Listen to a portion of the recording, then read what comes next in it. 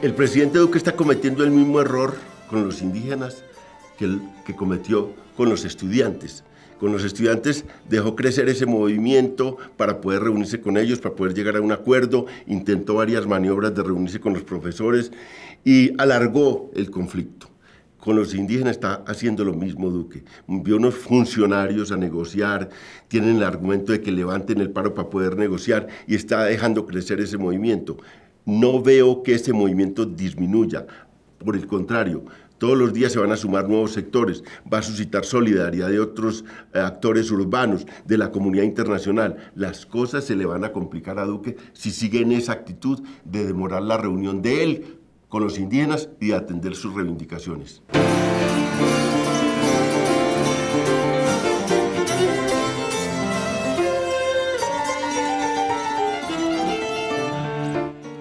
Hoy vamos a hablar de la minga indígena. Pongamos en este escenario, los indígenas del Cauca, el Creek, cogen y le envían una carta firmada por muchos indígenas al presidente Duque para que vaya a visitarlos sin hacer ninguna protesta. ¿Ustedes creen que el presidente Duque se iba a desplazar allá en ese momento para atender todos los reclamos de los indígenas? Yo creo que no. Por eso es que ellos recurrieron a la protesta, recurrieron a un elemento que siempre les ha dado resultado y es irse a las calles, a las carreteras, irse a las ciudades para protestar y sobre todo irse a la carretera panamericana. Y ahí es donde ellos logran concitar la atención del gobierno nacional y que les envíen ministros y que les envíen altos funcionarios públicos. Pero ya están cansados también de eso, de que les envían los funcionarios, firman los acuerdos y luego no se los cumplen. Es un reclamo al Estado, es un reclamo ancestral al Estado. Y entonces ahora están pidiendo que sea Duque el que vaya a firmar los acuerdos, pensando que si Duque los firma, pues tienen más posibilidades de que se los cumplan. Y los argumentos para no ir son siempre un círculo vicioso. Entonces les dicen, oiga, levanten el paro y nosotros vamos. Cuando ellos saben que muchas veces cuando levantan el paro les hacen pistola. Ahora esos indígenas están ahí. De verdad es muy difícil que levanten el paro para esperar a que el gobierno les cumpla un viaje de Duque y que luego se firman los acuerdos y ahí sí se los cumplan.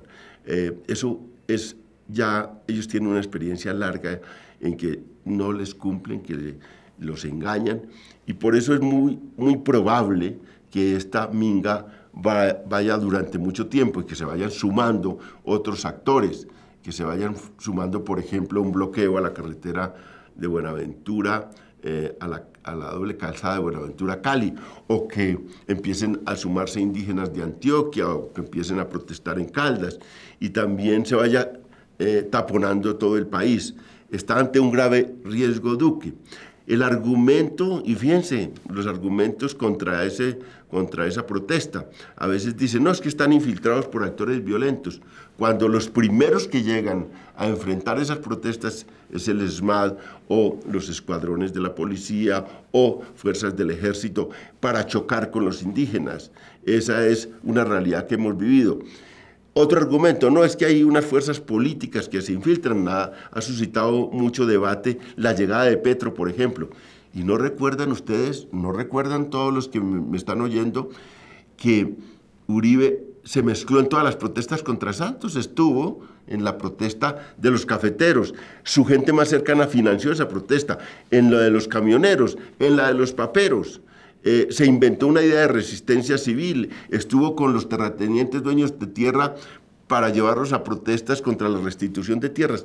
Estaba también Uribe detrás de todas las protestas contra Santos. Y ahora dicen, no, es que hay una infiltración política. Pues había una infiltración política en todas esas protestas frente al anterior gobierno y ahora también hay una presencia política de gente que se cree solidaria con esa minga indígena y eso no lo van a evitar.